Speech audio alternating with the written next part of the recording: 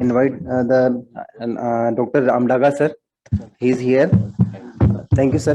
He has done his MCH from SGPGI, and presently he's working as an associate professor in the Department of Surgical Gastroenterology and Liver Transplant, SMS Hospital.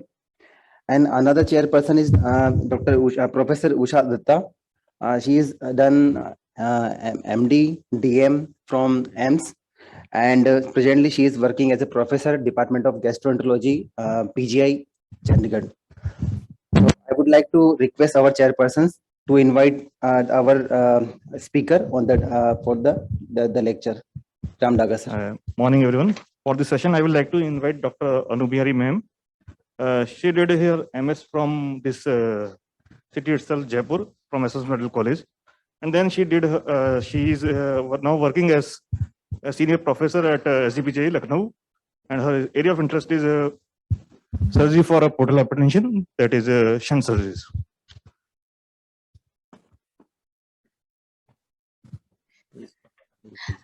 Good afternoon. Hello, good morning, everybody. Thank you, Dr. Anu, for joining us today for this lecture. This topic is of very great importance to a country like India, which is the gallbladder cancer capital of the world. North India has a very high incidence of gallbladder cancer, and 80% of our gallstones, 80% of our patients with gallbladder cancer have associated gallstones, a large number of which are asymptomatic. So it is a constant dilemma sitting in the outpatient department to know whether to operate or to just observe. So we have Dr. Anu Behari, who is speaking to us with her vast experience in this area on what we should do, observe or operate in the setting of asymptomatic gallstones. Dr. Anu Behari, please. Thank you very much, ma'am, and a very good morning to all of you. So asymptomatic gallstones, those gallstones which are not causing any symptoms, there are no complications related to them. So basically the vast majority of gallstones. And the incidence of asymptomatic gallstones, it is an increasingly frequent diagnosis because ultrasound is simple, so easily available, not very expensive. And ever since laparoscopic cholecystectomy has become the gold standard treatment for gallstones, both surgeons and patients are quite tempted because there is less pain, improved cosmesis, fast recovery. So it seems that we have a very simple solution to take care of gallstones, which is a lap chole. As soon as a patient is told that he or she has gallstones, the questions that arise in the mind of the patient and which they put to us is, will these gallstones become symptomatic? What are the complications which can happen? Will the complications happen? And in the area that we are sitting, the hotbed of gallbladder cancer, the question that I am most frequently asked is, am I going to get gallbladder cancer if I don't get this gallbladder removed? So should I get this gallbladder removed? And when should it be? In fact, many of the patients come to me and say, we got this ultrasound for something and the radiologist said, better to get it out because you're likely to develop gallbladder cancer. So once you're managing something which is actually asymptomatic, to be able to answer these questions to the patient and to ourselves, we need to know the natural history, that is the symptoms, complications, the timeline, ideally in the patient who is sitting in front of us, and weigh it against the morbidity and the cost of the treatment, which in most cases is cholecystectomy. So most of the studies that we have on natural history are from the West, where it is clear that majority of patients with asymptomatic gallstones are going to remain asymptomatic, and death as an ultimate complication is very rare. If you see all these studies, we can see that the overall risk of developing biliary pain and the annual risk of developing biliary pain is quite low. And therefore, the lesson from these studies from the West is that progression to symptomatic diseases relatively low, 10 to 25% over 5 to 20 years.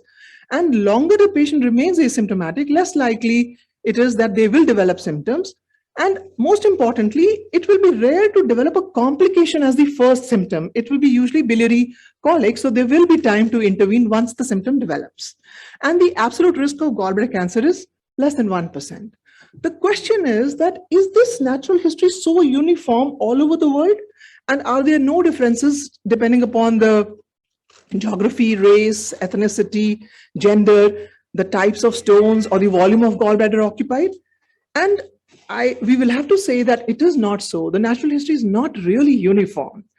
And people have tried to assess as to what would make a patient more likely to develop complications or become symptomatic, and things like a younger age at presentation, female sex, obesity, presence of 3 or more gallstones, a longer life expectancy, because the patient has more number of years, the likelihood that at some point he or she may become symptomatic, large calculi, a small calculi with a patent cystic duct, a non-functioning gallbladder, and the earlier study said something about perioperative discovery. And the risk of malignancy, people have tried to predict with the features like associated polyps, especially if they are large, calcified gallbladders, especially if it is a speckled rather than a complete porcelain gallbladder, very large stones, a gallbladder packed with stones, or a family history of gallstone disease or gallbladder cancer, and patients who are living in or ethnic groups, or they belong to ethnic groups where the incidence of gallbladder cancer is high, where people develop gallstones at an earlier date, a large majority do become symptomatic, and the incidence of gallbladder cancer is high. So the natural history is not really uniform. And there are certain special subgroups like patients with chronic hemolytic syndromes, some transplant recipients, if there are CBD stones, and people who live in remote areas away from medical facilities. These groups, they raise some special questions. So people with chronic hemolytic syndromes, because the onset of gallstones is at a younger age, and the likelihood of developing complications is in about 50%. And the biliary complications look like veno-occlusive crisis, or veno-occlusive crisis may be precipitated by an acute event. So emergency surgery, if we have to do, it will be associated with a significant morbidity and mortality even. So we advise prophylactic cholecystectomy. People who are on immunosuppressants, we worry because of the likelihood of diagnostic difficulty, mortality of emergency cholecystectomy, and some of the drugs being prolithogenic.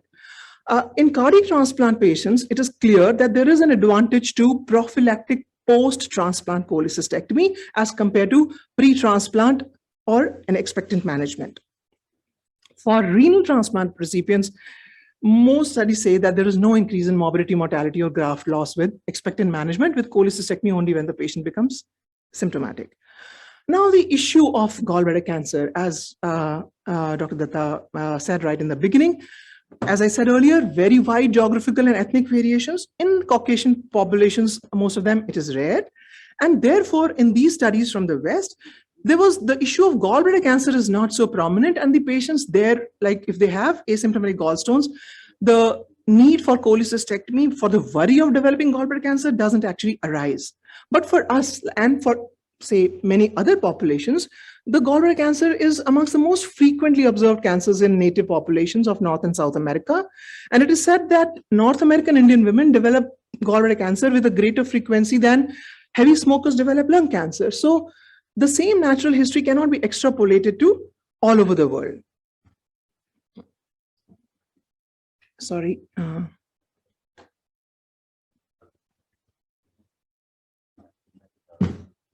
I'm sorry, can somebody just help me with this? Next. Yeah. Oh, thank you. So as can be seen, and this I've taken from a recent article from by Dr. Dutta only, that if you see, India is one of the places where the incidence of gallbladder cancer is one of the highest. So we really cannot overlook this. And it is one of the most common causes of cancer-related mortality in women in northern and the northeastern states. And age-specific incidences of gallbladder cancer in Delhi women varies from 8 to 48 per 100,000, one of the highest recorded truncated incidence rates. And at SGPGI, we feel, we have shown that it is the most common cause of malignant obstructive jaundice. Now, what about gallstones and gallbladder cancer? As Dr. Datta also said, 70 to 80% of gallbladder cancers do have stones. The problem is that from this region, we really do not have prospective studies for natural history of asymptomatic gallstones, and data to make quantitative estimates of risk of developing GBC is not available, and very clear identification of high-risk subgroups. It is still not, in an individual patient, it is still difficult to say that this patient is at a higher risk. Maybe in times to come, we'll have some molecular markers, some stone characteristics, but as of today, in the individual patient, it is difficult. And as we can see how different, in the Pima Indians, gallstones are also high, gallbladder cancer is also high. In the West, gallstones are very common, but gallbladder cancer is not. And for us, compared to our prevalence of gallstones, our cancer is pretty high. So, and the problem is that with gallbladder cancer, all clinicians know most patients come late. We are hardly ever able to really do something unless they come early. And cholecystectomy is 100% protective. So it is a very enchanting, it is to say that, okay, let's just remove the gallbladder, because gallbladder cancer, we are not able to do anything. And gallbladder stones are giving us a surrogate marker of a patient who is at a higher risk. So let's just remove the gallbladder. So now coming to this cholecystectomy, when open cholecystectomy was the gold standard, we knew it was like the mortality was pretty low. Bile duct injury incidence was also low. With the advent of lap chole, the overall morbidity mortality is quite comparable. Bile duct injury, I would say even today, is definitely higher than open chole. This data is from some earlier studies, but there is evidence that even now, it is not that the incidence is uniformly decreasing. And I believe that because we all know that in laparoscopic cholecystectomy, it is not just about the learning curve. Experienced surgeons also get into experiencing a bile duct injury even after hundreds of cholecystectomies. And we did one of my colleagues at SGPGI recently did this e-survey, and a chilling 86% of respondents said they had a bile duct injury during lap chole. 78% of them said they had more than one bile duct injury. So prevalence is pretty high in our own country. And the price that we pay for this bile duct injury is really, really high. And even after a successful repair, a reduced quality of life. Like even now in my unit, when I came, there are 3 young women with various tubes in place because they have suffered a bile duct injury during lap chole. So sitting in a center where more than 1,000 bile duct strictures have been repaired, I just cannot overlook. Yes, I see gallbladder cancer every day, but I also see so many bile duct injuries almost every other day. So I cannot keep aside this. So now in a situation where the aim of therapy is not alleviation of a chronic or debilitating condition, but prevention of a potential future problem, be it biliary complication or in our scenario gallbladder cancer, a problem which in the individual patient may never arise at all. So there is no immediate benefit. So I think therefore, and plus we don't have any, say randomized controlled trials to fall back on, which compares, cholecystectomy with no cholecystectomy. So what do we do? So the options are we wait and watch and do cholecystectomy when symptoms arise or complications arise, or do cholecystectomy and all because we worry that, say gallbladder cancer is so high or complications are going to be so high, or do cholecystectomy in some who are more likely to develop symptoms or complications. The problem, there are pros and cons of each approach. With the wait and watch, yes, we will avoid overtreatment and the associated cost and workload for the healthcare. Yes, there is a potential for development of some serious complication and the patient waits and then needs to be operated once he or she is older or maybe in an emergent setting. A cholecystectomy would provide a definitive cure, a generally safe procedure, but it would entail unnecessary treatment of a large number of patients too, with the potential morbidity and mortality and increased workload. And I remember that Dr. Kapoor had published long ago where he had done some elegant, I'm very poor at math, but he had done a calculation that in the state of Uttar Pradesh, if we need to do prophylactic cholecystectomy for all the gallstones to prevent gallbladder cancer, some 800 centers would need to do 5 cholecystectomies every day for 200 days in a year for 10 years to take care of all the stones. So in a country like India, like that would be huge. So theoretically, it would be ideal that, okay, only subgroups at higher risk for development of symptoms or complications would be treated. But practically, as I said, clear identification and extrapolating that to the individual patient sitting in front of you is not so clear. So in absence of clear evidence, it does become a philosophical question, which individual patient and surgeons may choose to react to differently. And therefore, I feel that first and foremost, the patient also has to be a partner in the decision. Once we talk to them about the risks of waiting and the intervention, which may not have any immediate benefit. See, if you are having biliary colic every second week, then even having some diarrhea later on is okay, I'm not having biliary colic, but you were absolutely all right. And now you have some symptoms which may be totally related to your cholecystectomy. Patient may find it hard to accept. And of course, the risk of getting a bile duct injury in the prime of youth versus the risk of getting incurable gallbladder cancer at an older age. So we have to really talk to our patients. So now to observe or operate. So I would say that in absence of like very hard evidence, I would tilt towards operating if some features in the clinic, say a younger age, female sex, obesity, high parity, the place of residence, family history of gallstone disease and gallbladder cancer, as I said, those special groups, single large stone, multiple small stones, or gallbladder packed with stones, or anything on ultrasound which tells me that this, even though patient is asymptomatic, it is probably long-standing gallstone disease, thick wall, small contracted, suspicion of Meritz, calcification, polyps. Even if the patient is asymptomatic, I find it easier to say that this patient should go in for a cholecystectomy.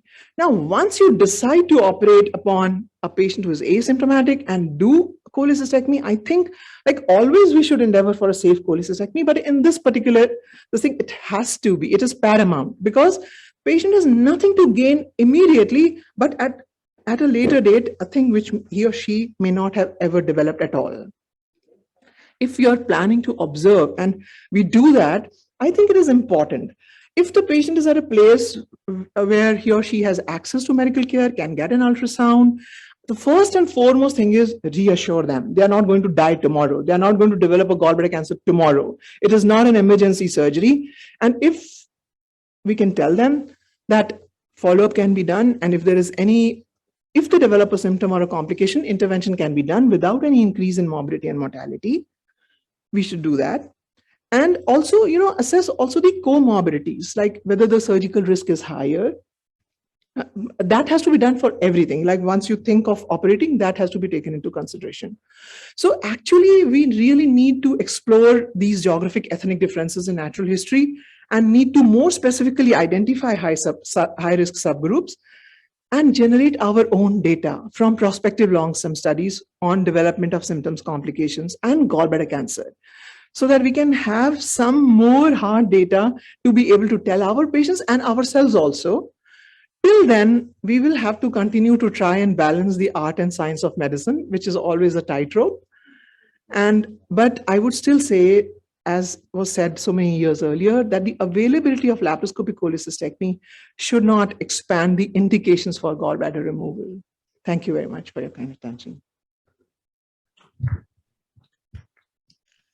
Thank you, ma'am. Thank you for a wonderful talk. House is open for any question. Any question from audience?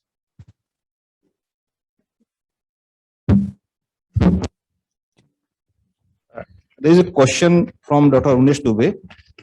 He wants to ask that on different ultrasound, there are different sizes of polyps. So there should be strict criteria for polyp size for cholecystectomy, or how can we decide about that?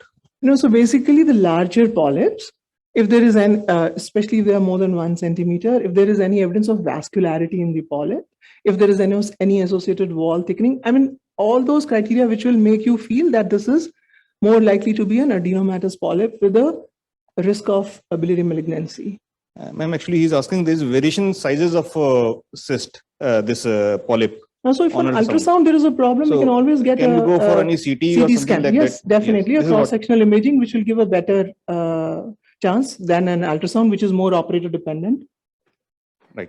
Here, I would like to add, related to gallbladder polyp, that along with the size of the polyp, an increase in the size of the polyp Correct. over Yes. 3 months, 6 months is an If we important follow- thing. yes. Associated gallstones, associated GB ball thickness, and if the width of the polyp is more than the height of the polyp, and EUS has certain characteristics which can pick up a malignant polyp versus a benign polyp.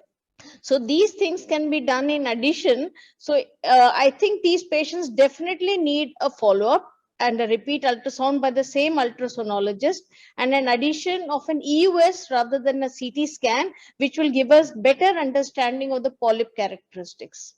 I agree. That's Can I ask? Yeah. Another question from another viewer. Does age hold risk factor solitary cholesterol stone larger than 1 centimeter still holds ground or not?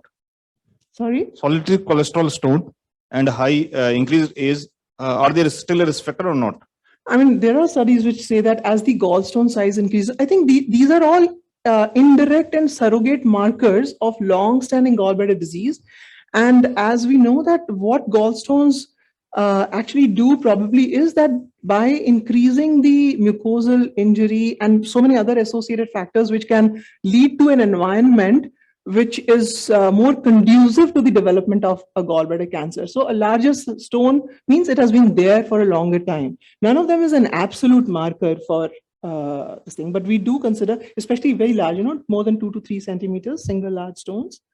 So, and I think and Madam would like to comment in their recent study, as they said, that gallstones probably make the milieu, like the mucosa, more prone to injury to other environmental or nutritional or other factors, which then lead to development of a gallbladder cancer by, say, a multiple hit. So all these like size packed with stones, they are all markers that maybe this is long-standing disease. More mucosa is kind of exposed to the inimical influence of other factors.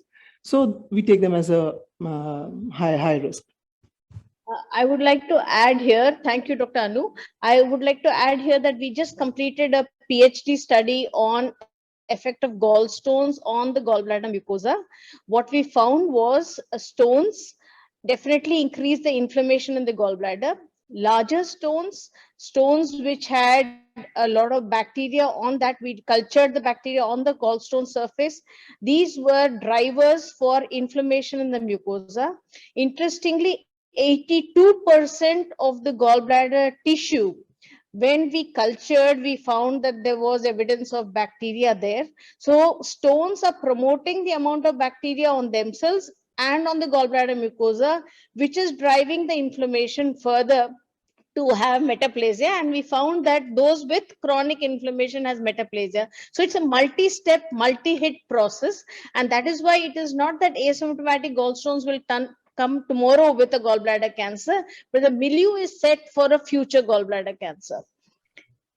Ma'am, I will also like to ask whether a floating stone or impacted stone will make a difference. If stone Sorry? is not, if a stone is floating one, not in direct contact with the gallbladder mucosa, and if a stone is impacted one, whether it will make any difference in your management protocol? Let's say a stone impacted in the neck, maybe it's at a higher risk for, say, acute cholecystitis.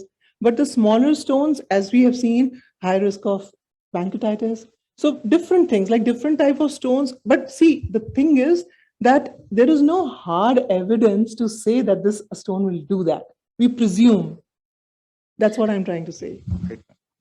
Here, I would like to add a small thing. In our analysis, we found that floating stones have lesser inflammation in the gallbladder mucosa.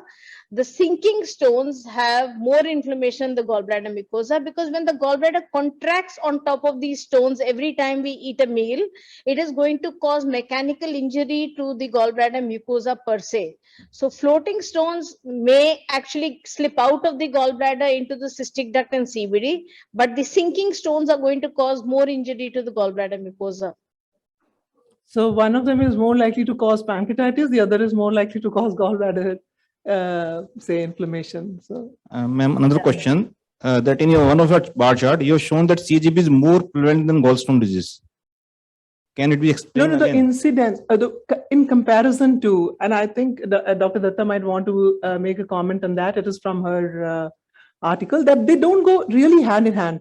Gallbladder cancer and gallstones, usually the places which have a higher incidence of gallstones also should have, but they don't. That was showing how the two things are actually quite different. In the West, we have a lot of gallstones, but we don't have a gallbladder cancer. But in PIMA Indians, it's comparative. But for us, gallbladder cancer is even much more than we expect. It is the prevalence and incidence, not the. So the world over, the epidemiological data suggests that the incidence of gallbladder cancer parallels the prevalence of gallstone in that region. However, in India, we have 5% incidence of gallstone in our community, but we have gallbladder cancer out of proportion to that. And that is where we had hypothesized that there are environmental factors like infections, pollutants, which are causing a multiple hit in patients with gallstones. And that is why the policy which North America follows is for their country. The policy which South America follows in active screening for gallstones and prophylactic cholecystectomy, because they have very high incidence of gallbladder cancer. Unfortunately, the economics of the world makes us think that North America, whatever it is doing, is right for us also, without realizing that we are more like South Americans rather than North Americans. So that is why, ma'am, I always say that unless we generate our own data on which we can fall back upon, we will have to continue to code them because there are no studies from our region. And And therefore the need for it. There is a comment from Dr. KJ Singh. If the demons of CVD injuries could be exercised from laparoscopy, would then lap qualify for all stone, regardless of symptom, be justified as prophylaxis for symptoms or gallbladder cancer? You want to say that if we can prevent bile duct injury, then I think he thinks that we can go for cholecystectomy all the patients with gallstones. This is what he want to say. Can we do that? Like, can we prevent bile duct injury? Are we very sure that we can do that? I think nobody in the house will. So I don't think we can really. I mean, can we do anything with zero morbidity and mortality? Mortality maybe, but zero morbidity. There is another question. How frequently we should go for ultrasound abdomen for follow-up in the patient with asymptomatic See, there are no gallstones? guidelines. There are no guidelines. So I can't really say that this is recommended on the basis of this. Many times patients who have access, we say 6 months. But again, see, because development of cancer is going to take years. Like, no, it's not in weeks or months. So we often say 6 months, but I don't think that's based on any. There is no evidence to say what should be the frequency of ultrasound to detect an early gallbladder cancer if we are electing to observe a patient with asymptomatic gallstones. If there is any other information in the house, or if ma'am can say, I'll be happy to. I would like to add here that maybe the first ultrasound repeat can be done in 6 months' time to understand what is happening if there is a suspicious gallbladder wall. Second point, I would like to add that all patients of asymptomatic gallstones should be asked to follow up minimum every year to pick up symptoms or an ultrasound to look for gallbladder wall thickness. We have just recently published GB RADs, just like LIRADs, BIRADs, we have published GB RADs from our country. It's a multicentric approach to the whole thing as to how to evaluate gallbladder wall thickness. This is something which we have to educate our radiologists, that they comment on the gallbladder wall rather than just tell us about stones, because invariably many ultrasound reports do not comment specifically about the gallbladder wall. So I would suggest that all of you, if you can read this GB RADS paper as to how to comment on gallbladder wall and how to approach gallbladder wall thickness, that might be useful from a surgical point of view also. So I would think that we should definitely follow up patients of asymptomatic gallstone. We should not tell them that nothing is going to happen. It's very important to ask them to come every year. That's what is my practice. Ma'am, can you compare the cost of laparoscopic cholecystectomy in our country versus every 3 months or every 6 month ultrasound? So how do? But I think that would be quite a difficult, like whether the lap chole is being done in the private setup, in a government setup, in a nursing home. costs are going to be so different. So I do not know how that will be done. I mean, it can be done, but it will be a difficult exercise, and cost will be very different in different setups. There won't be a uniform number. I'm sure we can do a Markov model on estimating the cost. We can just model the cost rather than actually calculate it. It would be an interesting exercise, because if an asymptomatic gallstone has to come every year for follow-up, get an ultrasound done, and also the stress of knowing whether things are okay, not okay. So I think we have not devised a strategy for asymptomatic gallstones in our country. And here I would like to say that we are starting a prospective cohort study on asymptomatic gallstones. In fact, Dr. Anu Behari is also a part of this program. We are just in the final stages of getting the sanction for this ICMR project. We are planning a multicentric cohort on asymptomatic gallstones, and I would request Dr. Kapoor to help us in, apart from these 10 centers which we have identified, if other surgeons would like to join in this venture, it will be a very interesting exercise for our country to generate data, which Dr. Anu Behari repeatedly mentioned that we do not have data from our country. There is a comment from Dr. Sanjay Nagral. Dr. Abela, everyone would have encountered a special situation where a patient comes and go around various hospitals and may end up in a less experienced surgeons with high chances of bile duct injury. Absolutely. Will it not be right such patients should be operated by high volume biliary center? But then the high volume biliary centers would be doing a lot of cholecystectomies.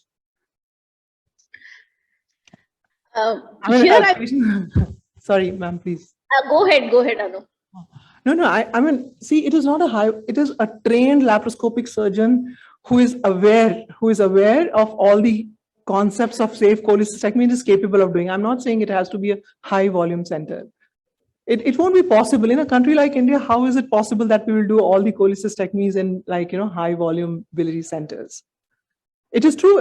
It happens to all of us sometimes when we say that we will observe, and a patient goes home, everybody tells them a story. Somebody else had a gallstone and within 3 months developed advanced biliary cancer. So they go and get operated and they come back to us with bile duct injury. This has also happened so many times. So I understand where Dr. Abela is coming from. But logistically, it is not possible to do all cholecystectomies in, say, the so-called high volume biliary centers.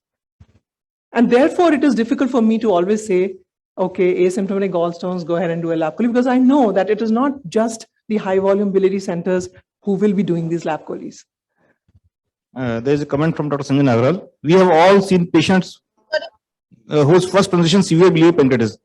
Though this is very rare, the recommendation for prophylactic choline multiple small stone with this patent cyst duct, who does one know that based on this risk? That's what. No. So again, as I say, all these issues, we really do not have that kind of clear-cut evidence, and that's why we say small stones which are there, like as ma'am said, floating stones which can go more easily into the cystic duct. So we try to identify which are the patients who are likely to have these complications, but this trying to identify is not 100% accurate. That is the point of all my. There is another. Can I just interrupt? Here I have one point to make, that we have to realize that we are all afraid of bile duct injuries. We know we have to prevent it at all cost. However, asymptomatic gallstones are clean gallbladders for the surgeon, in contrast to symptomatic gallstones. No, ma'am, I would like to differ there. I have time and again, and I'm sure there are surgeons in this thing, asymptomatic gallstones does not translate into what somebody might call an easy. I've seen small contracted gallbladders, large stones, patient is totally asymptomatic. So that does not translate. That I am like 100% sure about. That is why my hesitance also. We have 2 minutes more. There is a comment from another viewer, Dr. Mathur sir, that in South and West, stones are mainly pigment stones and they have less incidence of gallbladder cancer. So this is all the more, I think it would. That's why I said when we say gallbladder cancer in India, there is a division, North and South. Definitely there is a division. Can I ask a question here? Ibrahim from. Another question from Dr. KJ Singh. Should the surgery for asymptomatic gallstone as and when required be performed by highly experienced surgeons only? who have a good track record. Always a trained laparoscopic surgeon. It has to be like, basically, we're just trying to ensure a safe cholecystectomy with no morbidity. Here I would request the surgical colleagues who have a very important role in ensuring that people who do laparoscopic cholecystectomy have some certification for that. They have been observed by a senior person and have been, corrected along the way and ensured that they have a certification. In India, I find definitely bile duct injuries are higher with untrained surgeons. My request to the surgical colleagues is to see whether we can certify whether this person is a safe surgeon or not. In that sense, for cholecystectomy, I understand that even in expert hands, you can have bile duct injury. The issue is about minimizing it. Any other comment or question from audience? Yeah, I want to ask. This is Ibrahimullah from Bhubaneswar. I come from a region where gallbladder cancer is endemic. This is Eastern India. So basically, my question is on a very practical scenario. Like right now I have a patient in a ward who was diagnosed with gallstone 8 years back. And by a very senior physician, he has told, don't bother, it's a small stone, it's not bothering you, so you don't bother about it. And presently, he is with me with obstructive jaundice, where is a gallbladder mass that has infiltrated the bile duct, infiltrated the duodenum, beyond the realms of any surgical cure. So how do you face such a patient? But was he like totally left alone for 8 years? I think that should not be done. Like, if I never say to the patients that you will never develop, I say right now, it is safe. We can follow up. As Dr. Dutta also said, these patients they should remain under supervision, because we do all feel that maybe the natural history of asymptomatic gallstones in our area is not so innocuous. So we should not leave them alone. I'm saying we should not run to do a cholecystectomy at that time. No, point is, see, you cannot wait the gallbladder cancer to develop. Even if you follow up these patients. I don't think it would have happened overnight. If the patient was being followed up, some ultrasound would have picked up changes. And if those changes of, say, increasing thickness, increasing in the size of stone, whatever, then we should offer this patient cholecystectomy. No, once there is a cancer, there is cancer. Whether it's early stage, early cancer or late cancer. But would you allow this thing to perpetuate or continue to a stage where, No, I'm not saying that. That's not what I'm saying. But I said 8 years if the patient was left alone and has suddenly come, means we could have done something in between. So I'm not saying that we should just fine. Second question, just straight question to you. Supposing you have gallstone today and you are not symptomatic, what would you opt for? I'll wait. If my ultrasound shows normal thin-walled gallbladder, and I will get an ultrasound after 6 months, another 6 months, I will do it and get my best sonologist to do the ultrasound. If there are no changes, I'll wait. Why not you choose the best surgeon and get it knocked off? No, because I know that even in the hands of best surgeons, and plus I'm just talking of bile duct injury because that is the most alarming. But cholecystectomy has other effects. Believe me. Right now, if my stones are doing nothing, why should I have those things? Why should I have maybe diarrhea? Who can predict whether I will have or not? Because of shortest time, I think now we have to end the session. Can I ask Radhakrishnan from Chennai? Usha, question to you, because there's a mention on South-North divide now. Do you still hold that the chances of malignancy are less in South India, where we are seeing more and more gallstones, and as compared to what Dr. Jayanti written long ago, that there used to be pigment stones more in South than the North, now it's more and more cholesterol stones. Has the malignancy risk is increased in the South, or it's just the same? So our threshold to do a cholecystectomy for asymptomatic still should remain high. Yeah, very important question, Dr. Radhakrishna. I think the epidemiology of gallstones in South India is changing. We knew that it was pigment stones. Now it is cholesterol stones. Cholesterol stones are at a higher risk for gallbladder cancer. So all the South Indian surgeons have to keep a watch and not use the previous dictum. We should, prospectively understand what is the composition of stones. In North India, we just completed a study. 95% are cholesterol stones, mixed or cholesterol stones. But Dr. Jayanti's data suggests that it is pigment stones in the South. And definitely in our pigment stones, we found lesser inflammation than our cholesterol stones. So it's an area to watch out for. GB rats is an interesting thing. Do you think adding contrast to the ultrasound adds to the value of surveillance ultrasound in these asymptomatic gallstones in preventing cancer? A very important point you have raised, sir. I would think that contrast can be used, but it adds to cost and requires an expert ultrasonologist. So definitely in the evaluation of gallbladder wall thickness, contrast ultrasound has a definite role. So we can use contrast ultrasound, we can use EUS, we can use CT scan to pick up the gallbladder wall thickness. And in fact, now studies are emerging on MRI to pick up gallbladder wall thickness and differentiate whether it's benign or it's likely to be malignant. Shear wave elastography may also have a role. So these are additional things. And here I want to make one important point. We have analyzed data of 531 patients of gallstones and looked at their gallbladder ejection fraction. And we found that nearly 50% have static gallbladders or sluggish gallbladders. And in another study, we have found that static and sluggish gallbladders more often have more inflammation and metaplasia. So just like cardiologists do LVEF, I think surgeons and gastroenterologists have to Ma'am, we are running also. short. Yeah.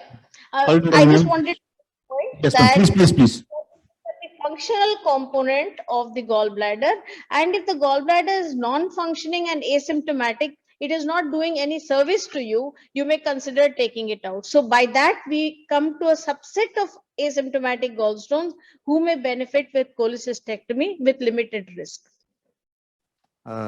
Thank you, ma'am. Thank you for a wonderful talk.